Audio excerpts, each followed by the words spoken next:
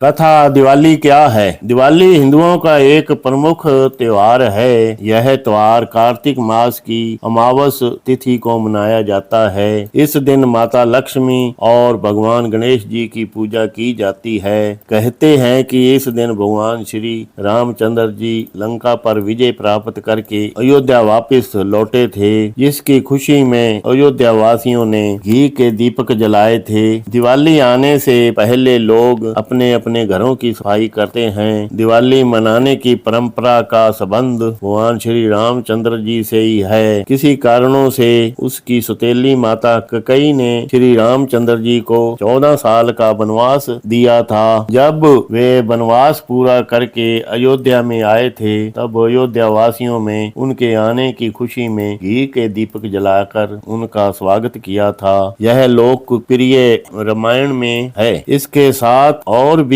कई कथाएं जुड़ी हुई हैं। जब भगवान श्री कृष्ण जी ने अपनी पत्नी सत्यभामा की मदद से नरकासुर का वध किया था, नरकासुर को स्त्री के साथ हाथों वध का शाप मिला हुआ था। उस दिन कार्तिक महीने के कृष्ण पक्ष की चतुर्दशी थी। उसके वध के बाद लोगों ने दीप उत्सव मनाया था। शास्त्रों के मुताबिक समुद्र मंथन के बाद 14 रत्नों की उत्पत्ति हुई थी, जिनमें से एक माता लक्ष्मी भी थी। मत्स्य के दिन माता जी का जन्म हुआ था, इसलिए दीपावली के दिन मां लक्ष्मी जी की भी पूजा होती है। जैन धर्म में दिवाली को दीपावली कहा जाता है, जिसका अर्थ है शरीर से निकलने वाली रोशनी होता है। भगवान महावीर की आध्यात्मिक जागृति के संबंध में हर जगह दीपों से जगह सजावट की जाती है। सिख समुदाय के लोग दिवाली को बंदी छोड़ दिवस के रूप में मनाते हैं। इस दिन सिखों के छठे गुरु हरगोबिंद साहिब जी ने अपने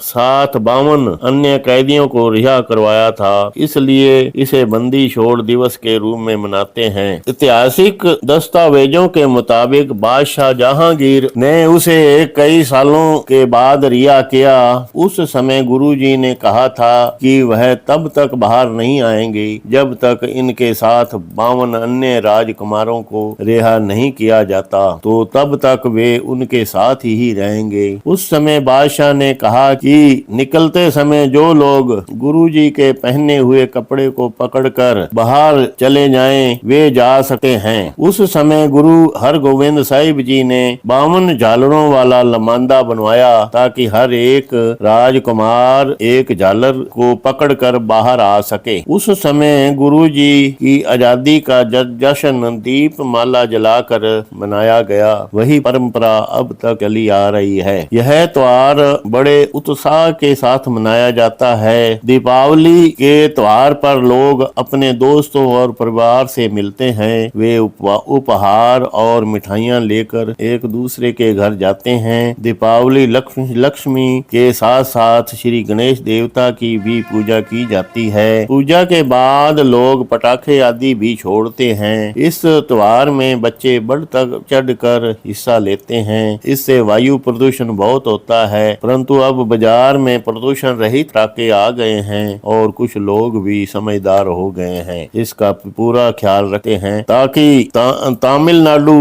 गोवा और कर्नाटक में यह त्योहार नरक चतुर्थी के रूप में मनाया जाता है। पौराणिक कथाओं के अनुसार भगवान श्री कृष्ण जी ने अत्याचारी राक्षस नरकासुर का वध किया था। वे इसलिए इस त्योहार को मनाते हैं। इस दिन लोग खाने के लिए खासकर तौर पर मिठाइयाँ की खरीदारी करते हैं। इस दिन उत्तर भारत में छोटी दिवाली के रूप में मनाया जाता है। इस दिन लोग नए नए कपड़े पहनते हैं, दोस्तों, रिश्तेदारों और कारोबारी लोगों से मिलते हैं और एक दूसरे को उपहार भेंट करते हैं। तीसरा दिन त्योहार का मुख्य दिन होता है, जो कि चंद्रमा मास के कृष्ण पक्ष की अंतिम दिन होता है। दिवाली के दिन पकवान बनाए जाते हैं, दरवाजों को तोरण से सजाया जाता है, रात को मिट्टी के दीपक जलाए जाते हैं, दीवार की छतों के बनेरों पर ऐसे लाइन में लगाए जाते हैं, यह दूर से देखने में बहुत ही सुंदर नजर आते हैं, जो इसे सही मायने में रोशनी का त्योहार बनाता है। दिवाली की रात को जुआ खेलने और शराब पीने की भी अनोखी परंपरा है। शायद